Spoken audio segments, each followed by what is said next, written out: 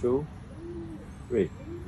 Honorable Ambassador, thank you so much for inviting me here. I'm so honored and appreciative for this tremendous opportunity and time you've given me to talk to discuss about the issues of climate change.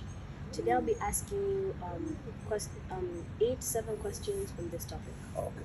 So I'm equally honored to receive you together with your father, and you are quite inspiring because since I saw you at a certain youth function, I was really touched by your zeal, by your concern about the destruction of the environment. So I really prayed for you, and I was happy to meet your father recently at the place without even an appointment. But that was God's plan, and I thank God for making it happen today. So karibu sana, I'm ready for your questions. I'll try to do my best. Yeah. So the first question is to you, Ambassador. What are the most pressing climate change issues currently facing Uganda, and how is the country addressing them? Thank you very much, Sharon, for that question. The pressing issues are not facing Uganda alone. The challenge that Uganda is facing is similar to the whole world, because first and foremost, the population is increasing, and as the population increases, the land doesn't increase. So human activity is invading the nature, the environment. So man has encroached on the forests, natural forests. Human beings have encroached on the swamps that filter the water that goes to the Lake Victoria, for example, or our lakes. So forests have been encroached on, swamps have been encroached on by human development. So those are the biggest challenges. Human beings are invading the otherwise would be the protectors of climate change, environment. Forests and swamps have been invaded by man. And what the country is doing, the country is trying to, first of all, make noise, cause alarm, use enforcement groups to remove those invaders by force. And they make noise, then these Ugandans, then the parade comes, sometimes stops those people, sometimes compensates them, yet they invaded the place, well knowing that they didn't belong to them. But because of passion, the president sometimes goes out of his way to compensate those people who had invaded the swamps and the forests. So we have made rules, laws, regulations to protect the existing forests and swamps, and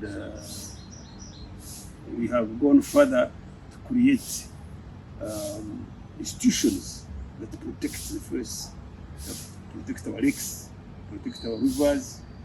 So there are a lot of activities by government and by authorities to protect and even encourage people to plant more trees, as I will tell you later on. Yes. How can Uganda and other East African countries collaborate more effectively to combat the adverse effects of climate change in our region? The good thing that we have created blocks like East Africa. It's a good platform for governments to talk. it's a good platform for the people to talk. It's a good platform for the youth like you to talk, so that they make people aware, okay, that there is a challenge. East Africa is a good platform for harmonizing laws to protect the environment, to effectively communicate easily to the nationals that there is a challenge we need to address. So East Africa is good, and we should use that platform, use all the channels available to communicate to the youth, to communicate to the people, to communicate to the lovers of environment, so that we take collective action, so that we save what there is to save and try to regrow what we have killed. Yes. What initiatives has Uganda implemented to promote sustainable tourism while also protecting its natural resources and biodiversity? Well, first of all, Uganda is one of the best tourist countries because of the God-given good weather. We have the best weather, we have the best climate actually in the world, because it is a country that is on the equator, yet we have balanced sunshine, balanced rainfall, no humidity, no heat. We don't need air conditioners in Uganda. So really, on tourism, Uganda is the best, and all the national parks have been protected, strictly protected, and the animals have been protected. At least there we have scored on protecting the national parks. They have not been invaded, and the nature is still intact. And even where trees and the natural habitat has been damaged, they try to regrow the trees, to grow the natural habitat, so that the animals can really enjoy their natural God-given habitat. So we've tried to maintain that natural habitat, so the animals are there, because these always come to look at animals. There are those who want to look at nature, those ways are there. There are those who want to look at birds. We protect all the areas where birds normally migrate to at certain seasons. So there, government is very strict on the sector of tourism and environment protection. Yes. Thank you. How is Uganda involving young people and communities in climate action and environmental conservation efforts? Yeah, thank you very much for that question. The youth have been involved from primary schools, from secondary schools, at universities. First of all, the laws we make provide for involving the youth in most of the activities in the country. For example, we have youth councils, and these councils, these youth use them to talk to each other and to raise concerns about matters that affect them. For example, I used to have, when I was in Parliament, I worked with the youth to start an organization, Youth Go Green. Now, this Youth Go Green spread over the country, and the president supported it, and we are involved in planting trees all over the country, and we continue. The group still continues to plant trees, especially road reserves, catchment areas, mountains, where this water comes from to flow the river. Those catchment areas, we try to concentrate on those areas. And So there is a very good platform for the youth to get involved in matters of national interest, including protection of the environment, and the laws that are made facilitate that. There is even a budget provision for the youth to get involved in planting of trees. Every contract that of the road, for example, when you are doing roads, there is a provision for environmental protection, whereby you are supposed to protect the environment. When you say dig a pit to remove the stones or to move the maram, you must replace it before you leave. You must plant trees.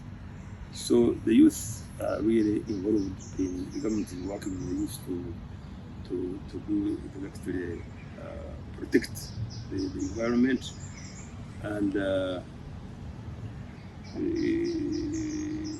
other thing is that we have organization like National Environment Management Authority, NEMA. We have also National Forest Authority. Now, these organizations, they are channels which we use to spread the awareness. Plant trees, protect rivers, protect our lakes, protect our top hills. And of late, we started a program of planting at least 5-10 trees per homestead. We have got about 9 million homesteads. Now, imagine if all the 9 million homesteads in Uganda planted at least 5 trees or 10 trees, depending on how much land you have. You can imagine the forest cover that we shall achieve. And I really would like to encourage every viewer, everybody listening, every government, that this is a good formula. Because when you have a plant, you plant trees in your compound, you protect them, you look after them. Unlike those you plant in the forest reserve and nobody takes care of it, you give it to nature. Those trees don't survive. But if you say every home plant 5 trees, and they are near your home, everybody will be pouring water there, with a mother, with a child, with a husband. So that is the first step that we are taking to make sure that forest cover is increased. Then we go to schools, we go to churches, places of worship. Those are the institutions that have big pieces of land. Those are also doing some work, although what we are pushing now in the government is that government should provide for a nursery bed at every parish. Now, if we have got a nursery bed at every parish, and then you have national days of planting trees, then everybody can go there and pick a tree and go and plant. So that's what we are working on now. And also in the trees, you don't plant in a tree. For example, we know that eucalyptus or pine, they suck a lot of water from the ground. So we advise, we popularize that the trees we plant must have medicinal plants, fruits, ornamental, wood, animal fodder, all those categories of trees. We educate our people that don't plant any tree anyhow. There's wood for timber, those are very, very good. You plant them, you know that in 10 years, 20 years, you'll get more money. So we are popularizing all those programs, especially using the youth and the government institutions, so that we shall achieve something. We shall achieve something. So that's how the youth are getting involved in what we are doing as a government. Yes. Yes. In your view, what are the most significant opportunities for Uganda to contribute to global climate action, and how can young climate activists like myself support these efforts?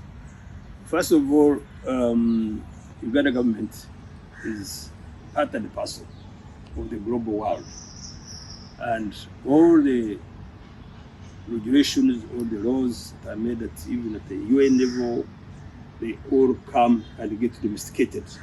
So the concern of the world is the concern of Uganda about the dangers of the degradation of the environment, the danger that we are facing as a global world, that if we don't wake up and join your struggle, join the struggle of everybody, we shall all perish. So everybody is aware, and we make that noise every day. Even the president makes that noise. Every leader makes that noise. And we have youth like you who make noise that, look, we better act now or we shall perish.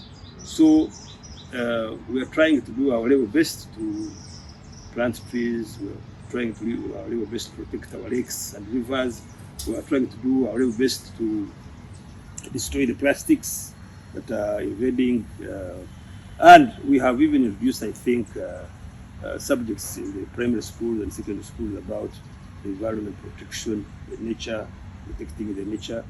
So Uganda is part and parcel of the global world, and all the campaigns come from the global, come and get domesticated, they come to our country.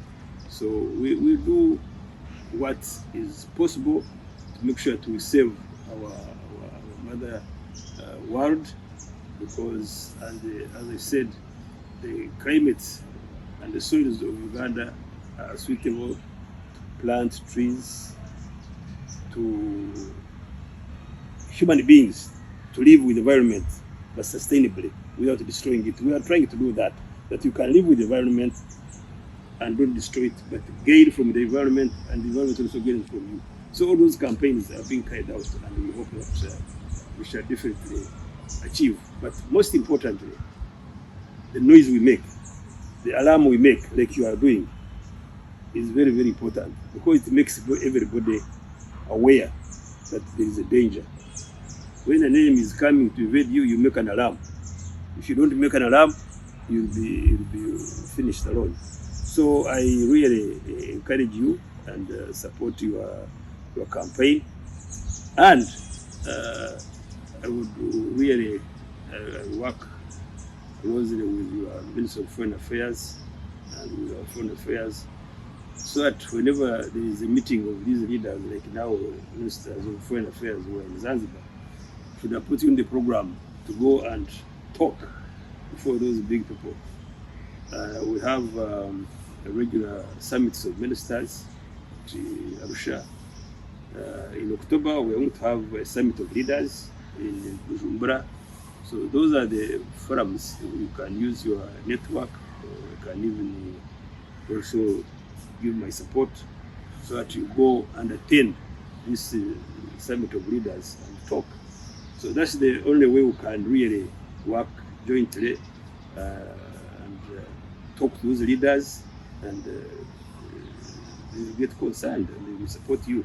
So I'll make sure let's work together, that this summit of leaders in Bujumbura in October, you can address them.